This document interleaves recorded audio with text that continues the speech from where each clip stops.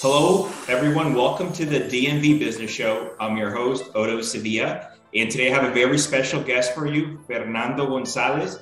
Fernando is the pitmaster and co-owner of 2Fifty BBQ in Maryland. Welcome to the show, Fernando. Hey, Otto. Thank you for having me. Pleasure is all mine. So before we go into your personal journey, if you don't mind explaining to the audience what is 2Fifty BBQ if they haven't heard of it yet? They must be under a rock, but maybe there's a few out there. You want the long version or the short version? Well, I'm sure we're going to have the We have long like an version hour, right? throughout the whole episode, but I guess the medium version. Good choice. My wife and we've always been entrepreneurs, pretty much. I was born and raised during the Civil War in El Salvador. That lasted from 1980 to 1992 when the peace agreement was signed.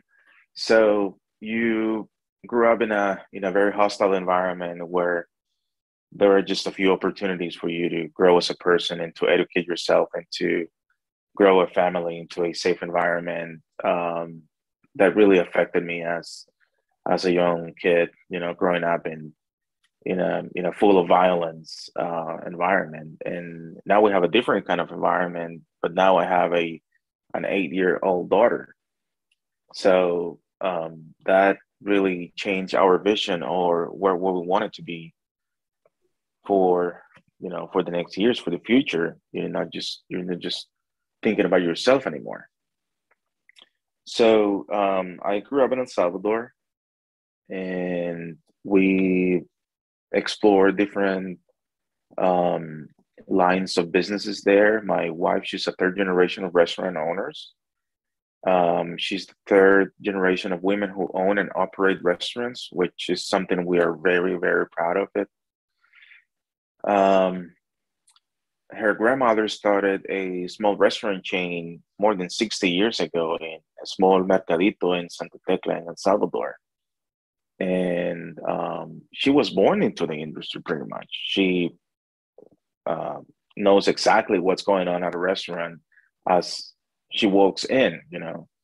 And all her knowledge came really handy when when we decided to open our restaurant.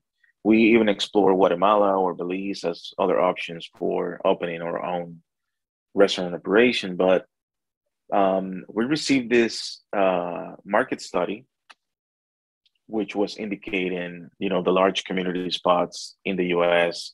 And we were, of course, exploring Los Angeles, New York, some other cities in California, the DMV as a whole area too.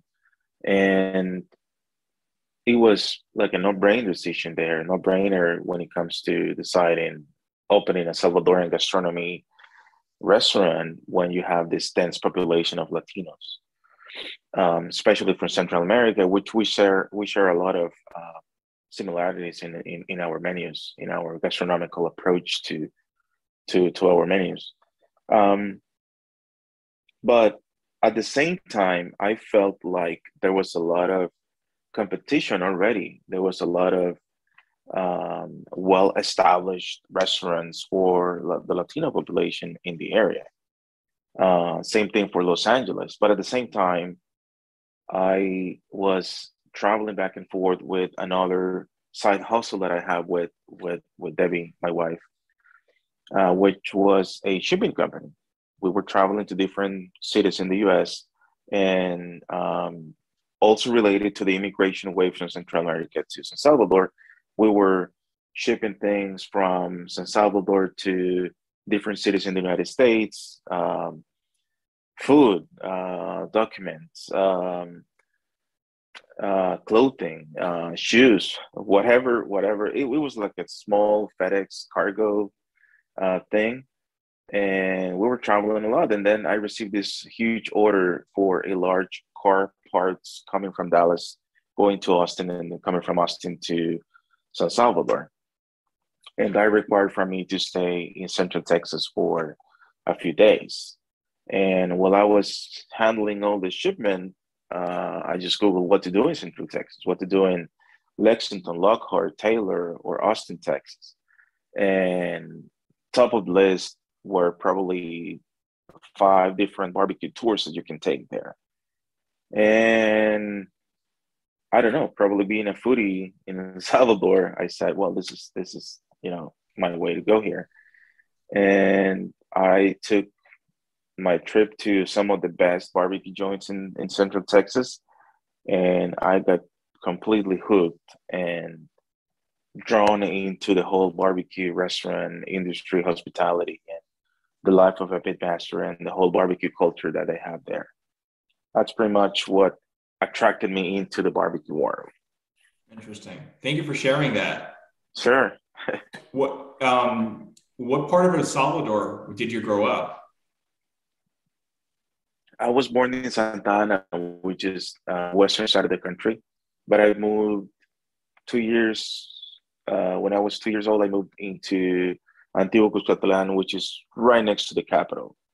Okay. So I guess it's a suburb sort of San Salvador. Correct. And then in this little area in the suburb of San Salvador, we were kind of surrounded by different military institutions, military facilities. So we receive a lot of noise in there, in that area. Yeah. You said, Fernando, you grew up during war. How was that for you? What do you remember growing up? That's a very good question. I think now dedicated 100% to the food industry, I remember food being scarce. Not because we were unable to afford it. My father, he is an accountant, and he had a very good job in El Salvador. But the thing is, towards the end of the war, towards the hardest part of the war, which was late 80s, food was scarce in the cities because we were unable to obtain it from the outside of the capital. Guerrilla will take strategic positions to stop that influx of food and supplies and hardware and tools, and it was like strangling the city.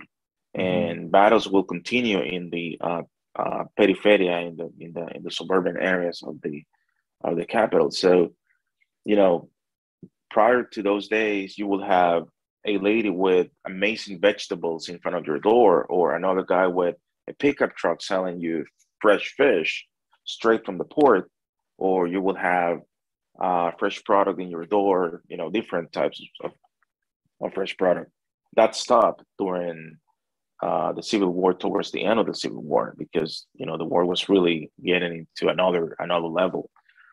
So I do remember that, and that's why I think we started becoming more creative for the kitchen. I remember as a young kid, I always liked the kitchen environment, and I will sneak into our backyard. There was a farm in the backyard, and I would sneak into the farm and see, what fruits, what vegetables, what spices could I find, and adding those spices or those vegetables to my mother's recipe without her noticing it, just to spice up the flavor. Now that I'm dedicated to the food industry, I'm just remembering all that stuff, and she will get mad at me and all that.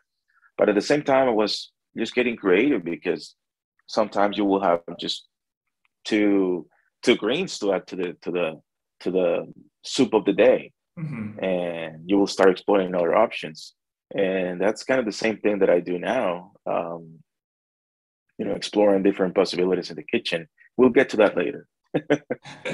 So it sounds like you were very interested at a young age in the food and the cooking side of things. Correct.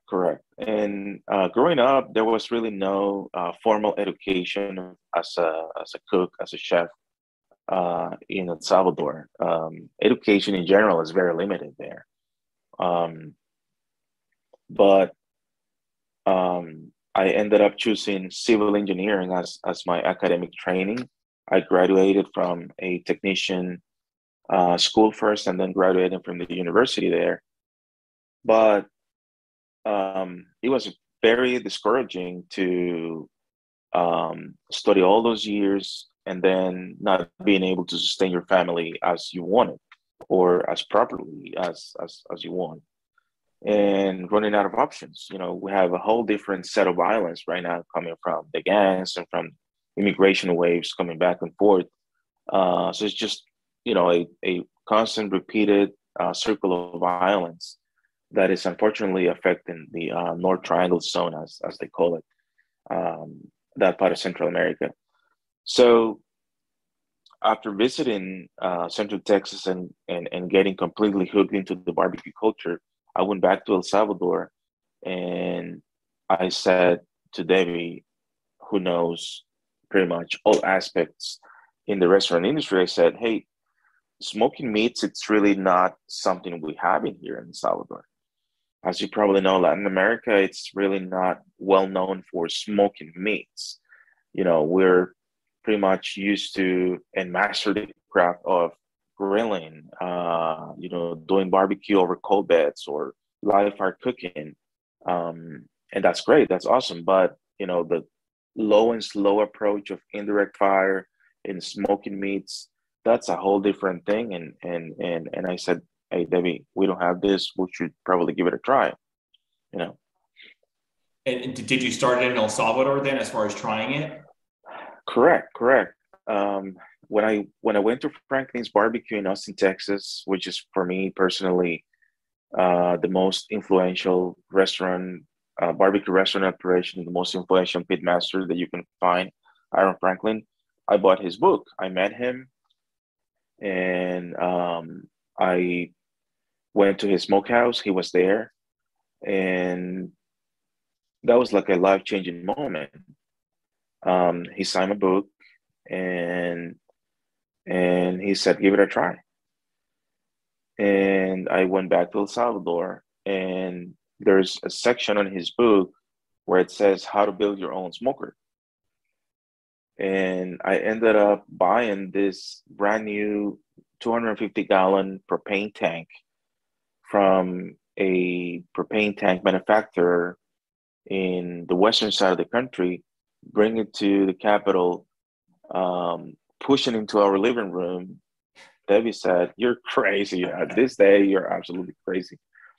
And I have a very good friend from Costa Rica living in San Salvador, and he is a welder. He's a professional welder.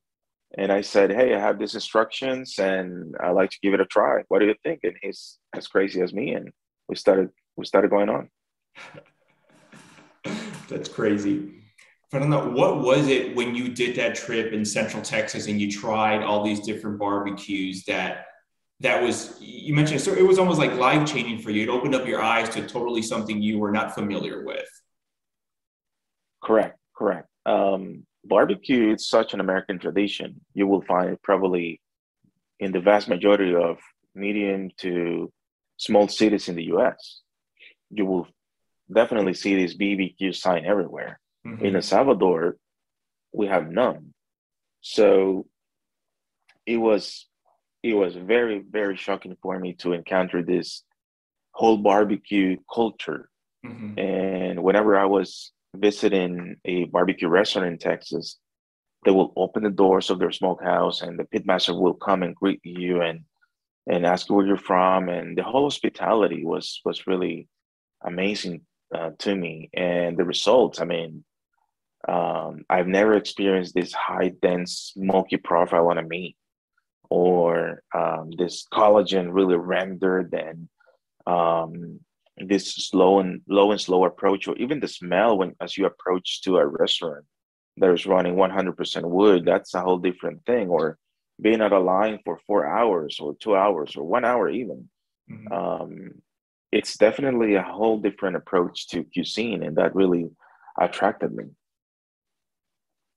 So you bring your friend into the living room and you start building this thing, and then what happens? Police came to the door, man. That's what happened.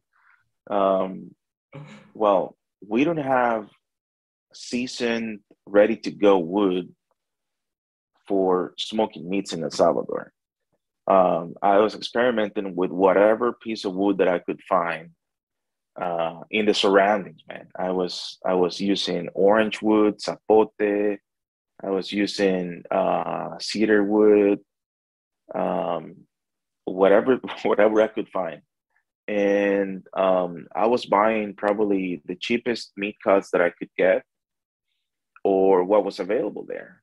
Um, but I was at the same time enjoying the ride, and I knew for a fact that some of the great pit masters in America, they've achieved mastering their craft in a long, long time, probably a lifetime pursuit, a long time career, doing the same thing over and over until they really have their craft where they wanted it to be. So I was determined. I always say once you receive this barbecue call, it's like there's no way, there's no going back. There's no looking back. Mm-hmm. Yeah. So do you start selling it there from the home or? Right. So I was cooking at this backyard setting with my 250-gallon smoker, and once I felt like, hey, I'm getting better at this, I probably have the same. I probably had the first feeling of achieving something with a rack of ribs, for example. I bought this, very good piece of meat finally, um, and I was smoking this rack of ribs, and I said, this is pretty good. And I was already developing more like a clean approach, clean blue smoke to the fire. I was managing the fire a little bit better, and I said I should probably try to serve this to my family and friends to see what they think. And at the same time, I was traveling back and forth still to Texas. And I was, getting pictures and videos and interviewing people and asking people for recommendations or what to do or how to improve. I even remember telling Aaron Franklin, hey, all I have in El Salvador is cedar wood. And he said, cedar wood, that's interesting. Like, you're crazy, man, if you're using cedar wood. But that's all I had, in San Salvador. But at the same time, they were very encouraging, or pursuing and keep trying and keep developing, trying and error. And one day I ended up serving a very tough brisket and ribs, decent ribs and chicken and sausages to my family and friends. And they probably didn't enjoy much the brisket, but they enjoyed the ribs and the rest of the stuff. Um, and then something really good happened because my brother-in-law, he's a business strategic analyst, and he develops strategies for businesses. And he said we should open an Instagram page and see what happens. And that's what we did. We opened 265, which is a catering operation still going in El Salvador, with that 250-gallon smoker with a lot of improvements. And there was an overwhelming response, and I was really not ready for that, not at all. Wow. So just with the Instagram page, I guess you posting there and promoting it locally, people were already responding to it. Exactly. My brother-in-law, he's a great photographer too.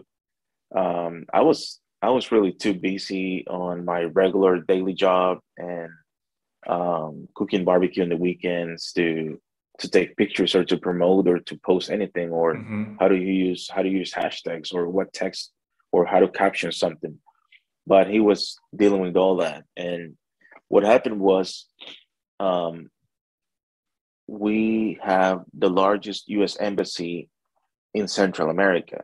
Once again, because of the war, you will see buildings and buildings of U.S. embassy in the capital, and that requires a lot of staff.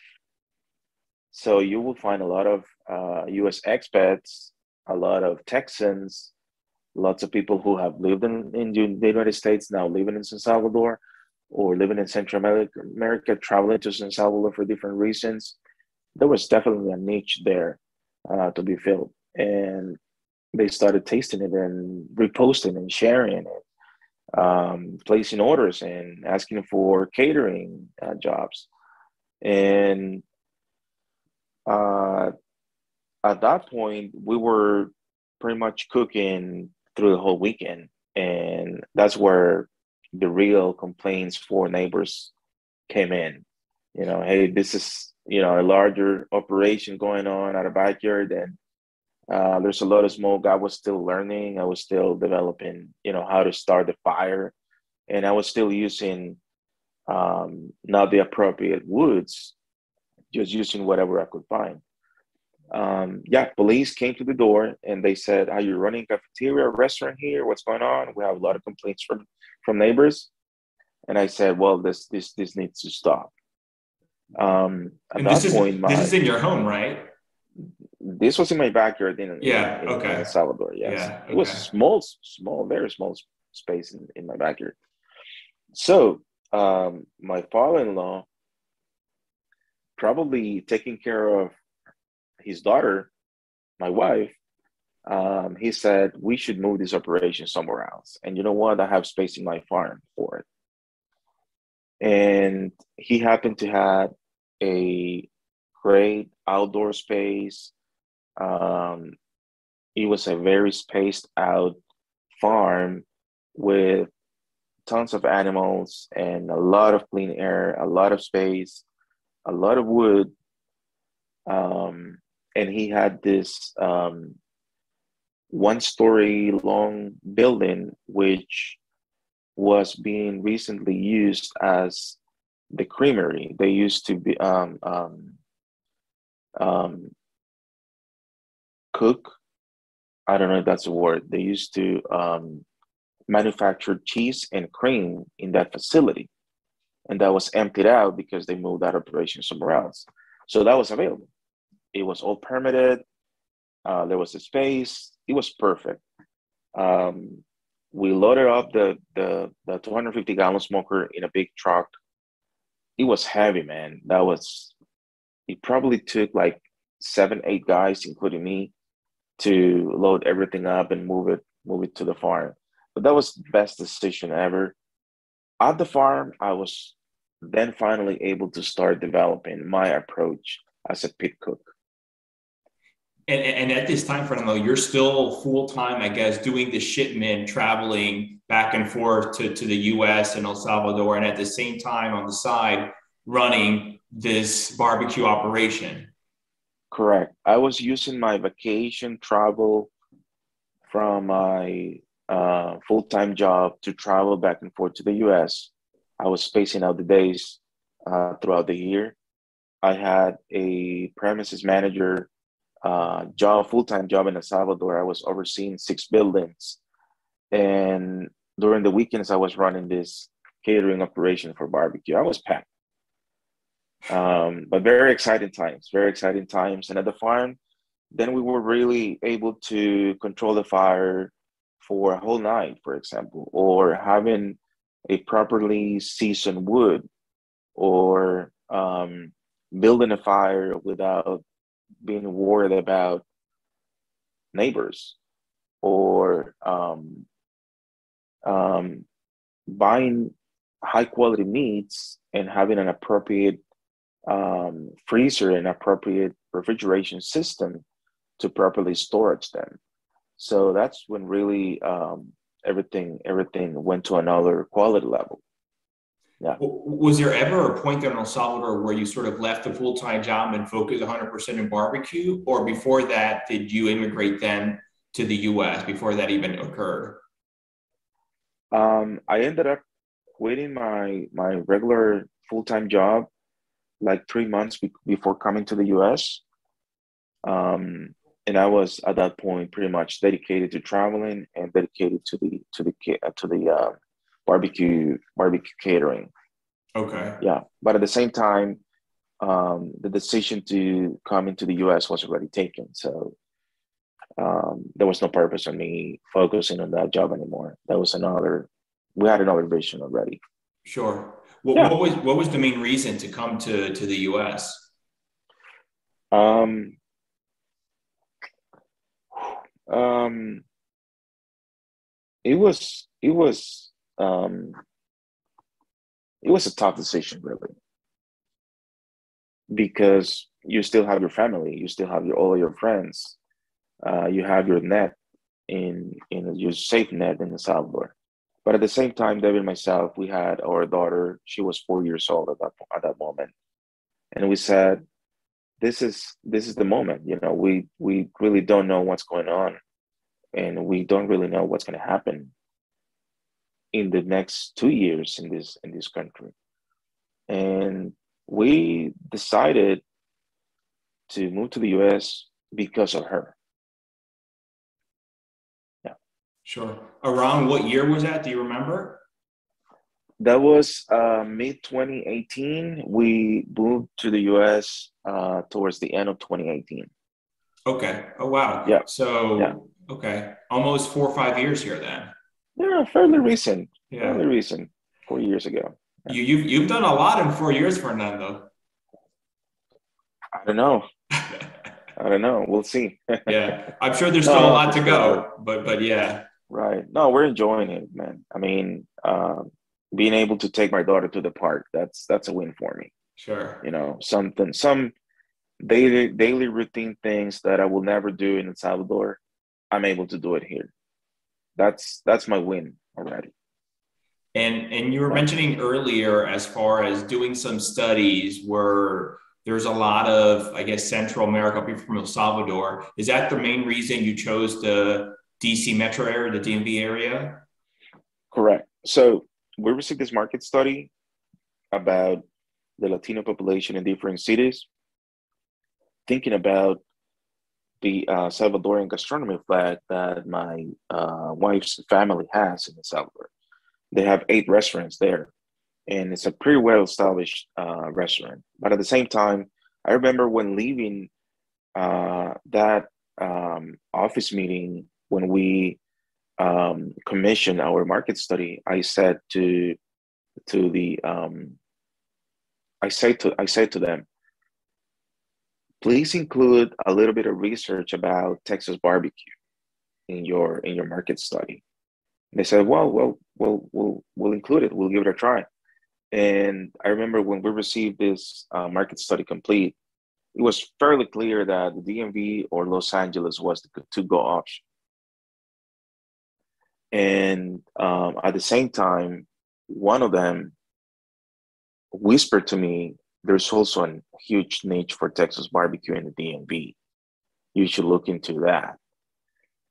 Um, at that point, I established communication with Ray Ramirez, which was a wonderful pitmaster in Los Angeles. He passed recently.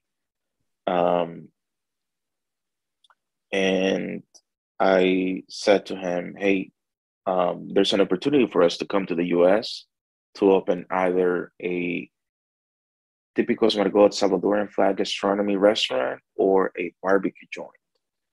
What do you think? And Ray Ramirez from Ray's Barbecue, he was really the person who told me,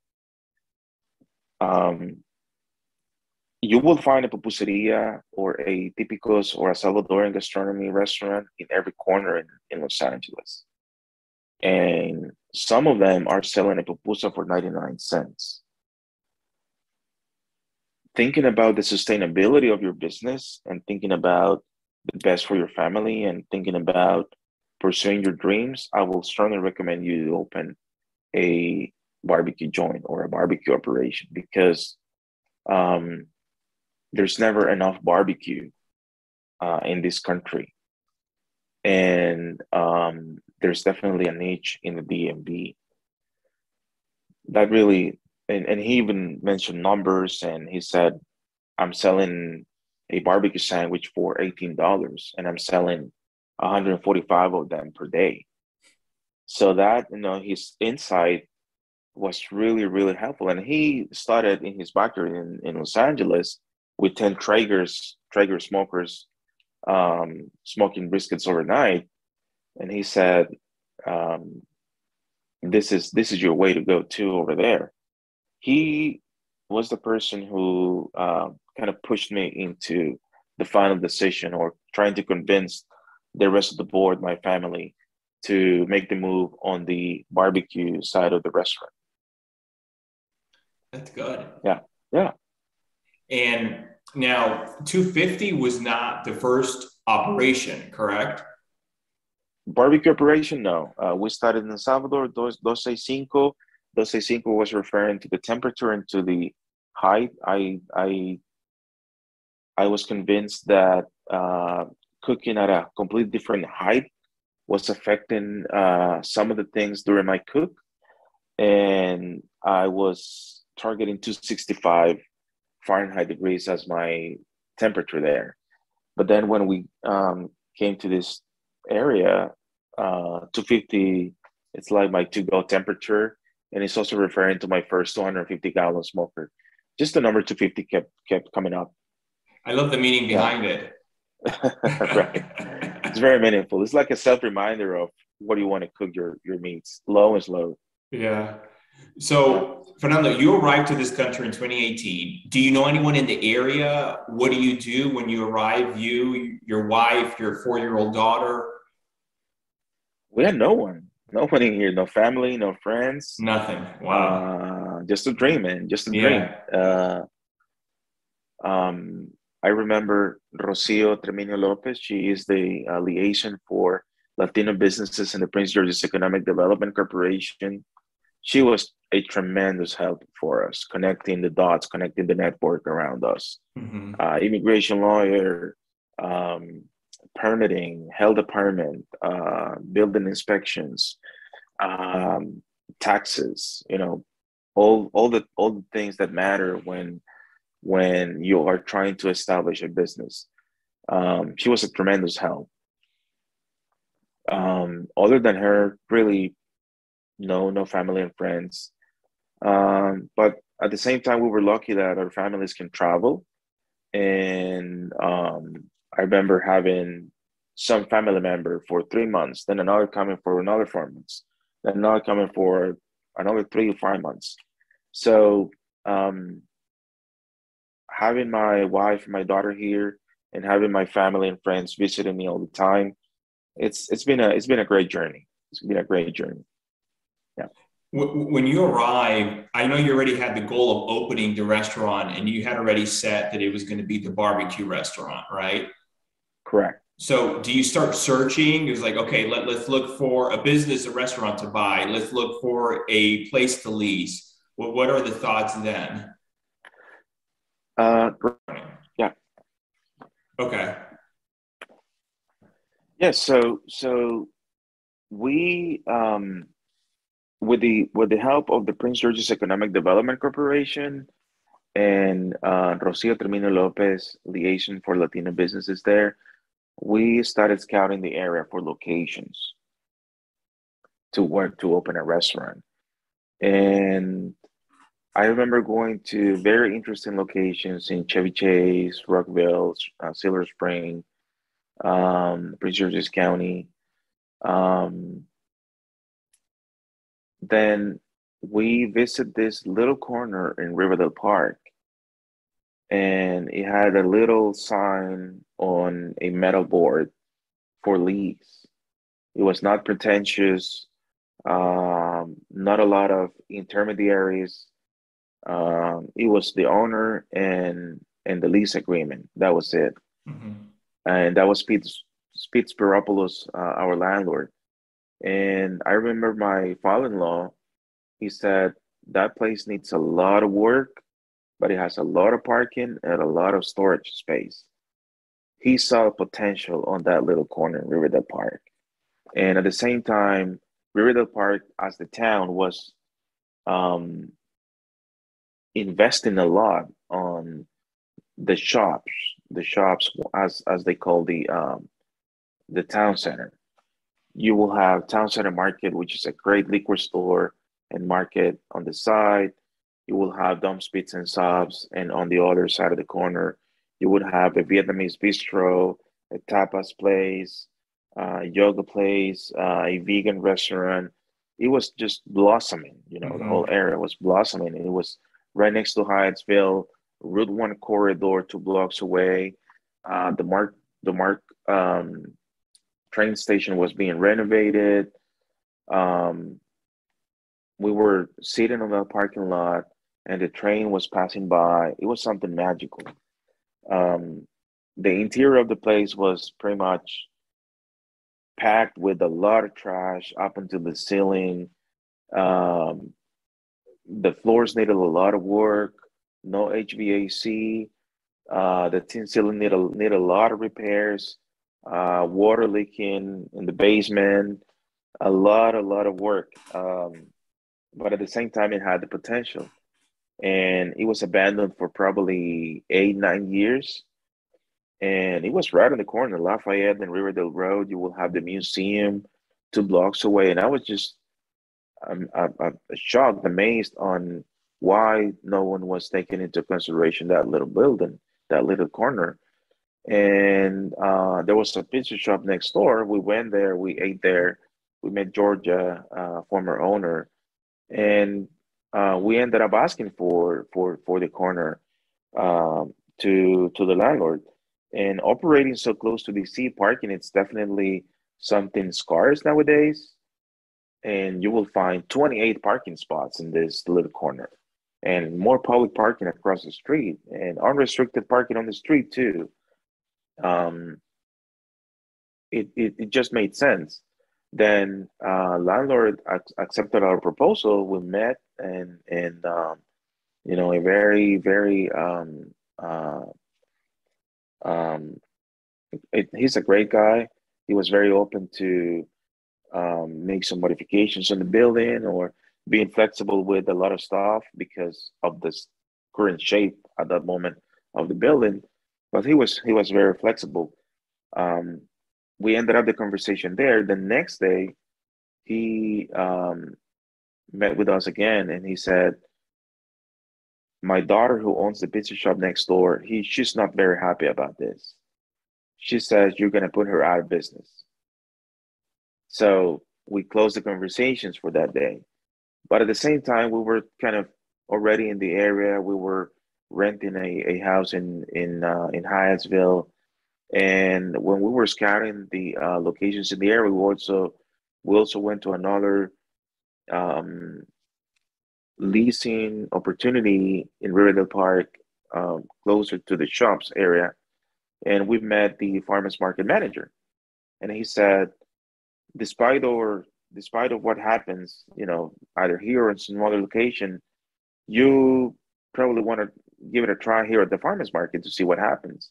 And it made sense. That was already in our plans to try to, put the word around of our brand in farmers markets, in breweries. There's a beautiful meadery in Hyattsville doing pop-ups here and there. And we applied for our health department license, and we were serving barbecue probably within 2 weeks at the farmers market. Um, and then landlord came again to our stand, and he said, "My daughter says she is willing to sell you the pizza shop so she can retire. She's been there for 30 years, and she wants to move to Florida, and she wants to know if you want to buy her out." We stuck with the idea, um, and then the farmers market operation kept growing. All of a sudden, we had a following, we had a line at the farmers market, and that market specifically has been up and running since 1980, so it has a lot of following there. Um, and we were deepening our roots into the community through the farmers market. So we started exploring the possibility of buying the pizza, adding the restaurant operation next to it, and connecting the whole operation, the whole building, the whole first level through the basement, through the first floor, connecting the brands, and adding all the parking space to the two restaurants, it just made sense. There was a space for the smokehouse on the side of the building too, and permits were um, easier to get, um, at least less red flags in the permitting process. So I've enjoyed many episodes of your show, and I think this is very important. Get to know your brand, get to know your community, get to know, um, having a study market, a market study in your hands, exploring, get your name out there to see what happens. Yeah. Yeah, So it starts then as far as your physical location, you first then acquire the Dom's, the pizza shop, right? correct, And then from there, 250 eventually is born next door. correct. We were uh, managing DOMs. We were serving at the farmers market on Thursdays, and we were doing pop-ups at the pizza shop on the weekends, Uh, because the pizza shop was closed on Sunday. So we were doing barbecue Sunday and Thursday in two different locations, and DOMs was open 6 days a week. And at the same time, we were um, working next door to open the barbecue shop next door, and that required a lot of time, a lot of money. Dumps was kind of like an instant cash flow to do all the repairs, all the improvements that the new restaurant needed. mhm. Yeah, And at this time too, Fernando, you're running day to day Dom's, right? You and your wife, you're there. Okay. correct, correct, pretty much. How soon thereafter, going into Dom's there, running that operation, then 250 was open to the public? All right, so um, we run Dom's Pizza and Subs for a year, close to a year. Hmm. And then after that, we were almost ready to open 250 Okay. next door. We were just waiting for permits. Sure. And that is taking us to March 2020. Um, then the pandemic hit. We had our first lockdown in April 2020 when we were ready to open. I literally got the last permit, the last use and occupancy permit, on the first week of lockdown. Even the inspector was not ready to go there. He did a virtual, inspection. Um, he was at the building many, many times before, so she was just checking a few things virtually.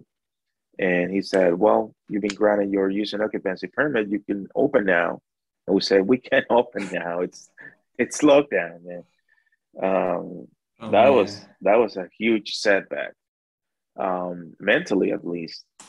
But rent was due, and we were burning cash throughout the whole project. We had, a little investment money from my father-in-law. We had our lifetime savings. We had DOMS, which was injecting funds to the corporation, to our little corporation. But at the same time, you're burning a lot of cash. And we said we have to open. There was at that point you didn't know if that was going to last a month, 2 weeks, a year, 2 years. You wouldn't know. Um, we knew we had to pay rent and utilities no matter Hmm. what. There was no open conversation with the landlord because, again, you you just didn't know what was going to happen. Um, so we decided to open. No previous announcement, no nothing, no advertising, no publishing anything. It was just really, um, not even a soft opening. I mean, it was like a secret opening, pretty much. It was all of a sudden a whole restaurant barbecue operation, and it was all of a sudden a takeout restaurant. But I'm really thankful to my brother-in-law and Debbie, who knows. they just know pretty much everything about the restaurant industry, and they just said we need to pivot, and we need to pivot quick, like overnight. And we designed the restaurant in order to be an authentic Texas barbecue restaurant in which you will come, you will do the line, you will get your sides, you will get your meats by the pound, you will have the scales, then you go to the register, and then they will tell you how much it is. You will look for a table, and that was gone. It was all of a sudden a takeout place. I remember uh, we had this Costco table, plastic black table, on one corner of the restaurant, and everything else was empty. And people were kind of, coming to this shady place, open, not open, what's going on here, using masks. Everybody was confused. Even local authorities, health department, there was no clear communication. Very lots of anxiety. Mm-hmm. And people would come and look at that table and say, "Oh, that is your contactless pickup table. I love that." And we were like, "No, that's our only table. We have no money to buy anything else. We have no money to buy any other table or chairs or anything else. That's our only table. You can pick up your order there." But at the same time, we were able to pivot.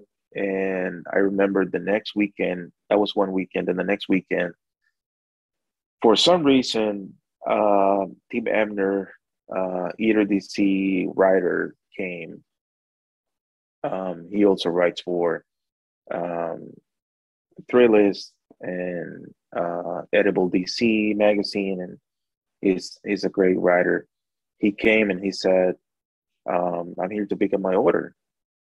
I had no idea who he was. Sure. I get his bag, and as he was walking out to his car, I said, "We open today." And he left his bag on his car, and he came back and he said, "You opened the restaurant today? Like, you know what times are we facing right now?" Mm-hmm. And I said, "Yeah, man, it's the smokehouse is on the side of the building. We're cooking barbecue on a 500-gallon smoker here. We're serving here, and we open pretty much today because the previous week was pretty much the following that we had on the farmers market. It was like the first day open to the public, and that was like a completely different approach from him.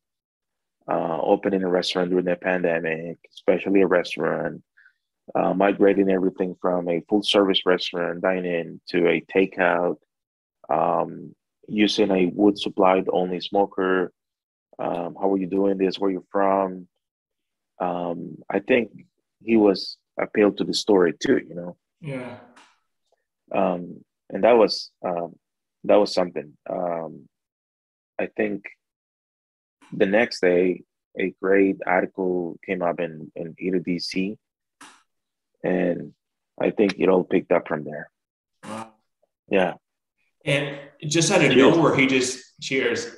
Just out of nowhere, Fernando. He just found you and just decided to place an order and try it. I believe I don't know if this is the right version. I should ask him. I think there was a barbecue blog. This guy's name John Tanner. John Tanner barbecue blog. He is a lawyer, and he certifies barbecue joints for a movement that is called True Q, the True Q organization. And they pretty much go to every single barbecue joint that they can find across the country to certify them if they're cooking only with wood, either coals or wood logs. No electricity, no gas, no liquid smoke, no artificial methods. He came to a pop-up at the pizza shop one Sunday. He loved it. And I think he was the one who approached Steve Manor to visit us too. So thank you, John. So he certified you then? He certified us after we opened the restaurant. Okay. I think he was trying our food undercover for at least two more times. Okay. John Tanner. And when he was able to determine that we were definitely using only wood, smoking meats on site, no artificial methods, and we were serving like a full scale at that point, then he certified us. Sure. Yeah. So I'm sure, Fernando, that those beginnings, weeks or months when you opened during COVID, were tough times for you and 250. And especially when that article came out here, that local article, how has things changed now? I remember when that article came out, we were simply not ready. We were simply not ready, especially for volume, because um, back in those days, you couldn't say, "Hey, can you send me 5 more cases of brisket for next week?" There was a whole amount of uncertainty of what was going to happen. You would probably ask for 10 cases of brisket and you will receive two, or you will receive them on Friday when you order it for Tuesday, or you will receive a huge 20-pounder brisket instead of a regular 12, 15 pounds brisket, or you'll receive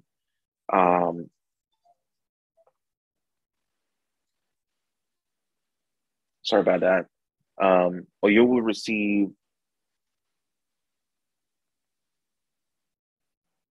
um, pretty poorly trimmed ribs, or you won't receive your turkey for the week, or you were unable to find seasonings or the right mashed pepper that you wanted, or you will face prices changing overnight, due to, staff shortages or transportation costs or lack of drivers from the suppliers.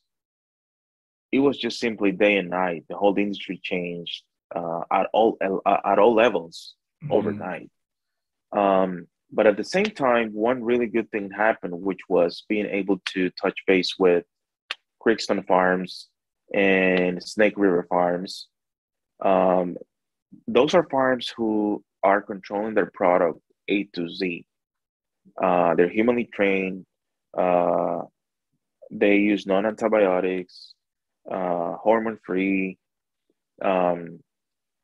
ethically sourced overall, ethically sourced meats.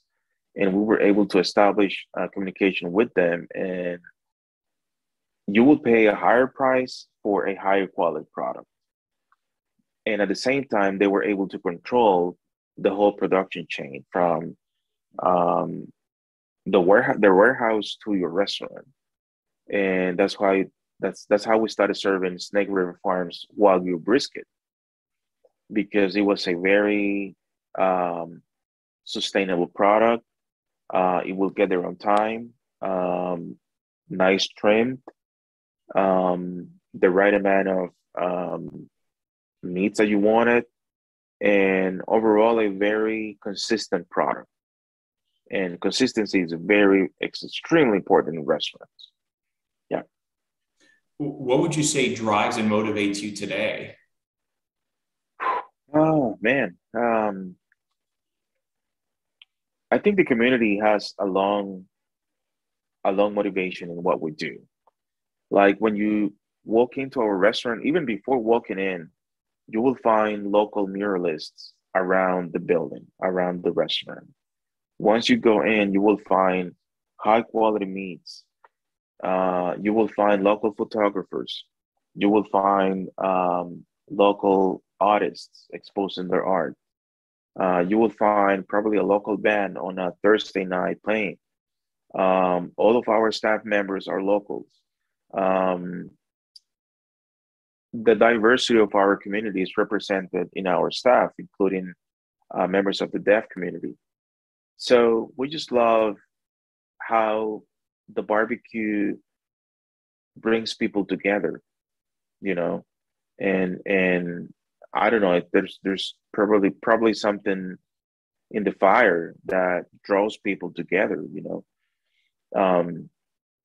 I remember this Chef's Table episode in the barbecue series from Tutti Tomanets, and she's been cooking barbecue for more than 50 years. And she says that she's like, barbecue really brings good people together. It brings conversations to connect people more and more. And that's what we see at a restaurant all the time. Um, Looking at a table and looking at a family experiencing a low and slow, really tender brisket for the first time, and sharing that experience and sharing those stories, or taking pictures, and probably connecting some other family members in a live video that at the same time at the restaurant. Uh, that's really that's a great motivation for you. You really need to love the hospitality industry, because at the end it's all about hospitality. It's like inviting your family and friends to your spot and serving what you cook from your soul. I love Yeah. that. You were just mentioning earlier about some of your team members there, your staff, and some of them also from the deaf community. How do you, that's great. How do you go about finding the right people to bring into the team? Um, it's very natural, to be honest with you. Very, very natural. I remember doing a pop-up at Streetcar 82, which is a deaf-owned brewery in Route 1. Mm-hmm. And I met Tony D'Averso there. Tony is a great sausage maker. His family has been making sausages for many, many years in Seattle, and he moved to this area a few years ago. And he approached me at our stand once we finished, and he said, I can make sausages for you." And next week he was already in uh, the sausage making in our restaurant. Um, then he referred us to other staff member, Marianne Lopez, and she came to the door and she said, "I can help you upsetting out or serving sides." And she referred to another staff member, who is staff, Mariana Paloma. So it's really, really natural. Once you have a great work environment, I think people will come. Mm-hmm. Um, till the day, I only put a now hiring sign once in our restaurant. Other than that, people just go to the website and there's a jobs tab there, and people just apply. And we have a large base of contacts that we can call. And once they come to the restaurant and they see, pretty much a very easygoing working environment and all the community members represented, and we work with a work lifetime balance schedule. um, Something like having a weekend off at the restaurant industry, it's like unthinkable in other operation. It does exist in our operation because we can accommodate to that, or paying living wages to our staff. Um, I think we own everything to barbecue. Barbecue, it's a really amicable hospitality environment. And once you are able to project that hospitality towards your um, suppliers, towards your staff, towards your customers, your patrons, it's something magical. It's something really hard to explain, something really hard to replicate. But at the same time, if it happens, um, it's something to really take care about. That's great, Fernando, because Yeah. talking to some restaurant clients of mine, especially when COVID hit, they had difficulties hiring. Even now, when they were able to open, some of the staff just totally left the hospitality and restaurant industry and went to other places. But I'm glad to hear with that community that you've built with your barbecue restaurant, not a problem at all for you. Thank God, no. And I once again, barbecue showed me that, proved us that from early beginnings. Mm-hmm. And that is something you won't be able to find probably in other cuisine styles. Um, we've been traveling to Texas a lot, to Houston, to Dallas, We were recently at the Fort Worth area visiting top barbecue joints there, and it just amazed me how, for example, a pitmaster that has been up since 2 a.m. is able to take you into the smokehouse at 11 a.m. the next day and open the doors for you and um, cut a slice or slice a piece of meat for you and share a meal with them and talk to them and sharing secrets or exchanging communication or exchanging notes or just talking about whatever. Mm-hmm. It's just amazing how that works.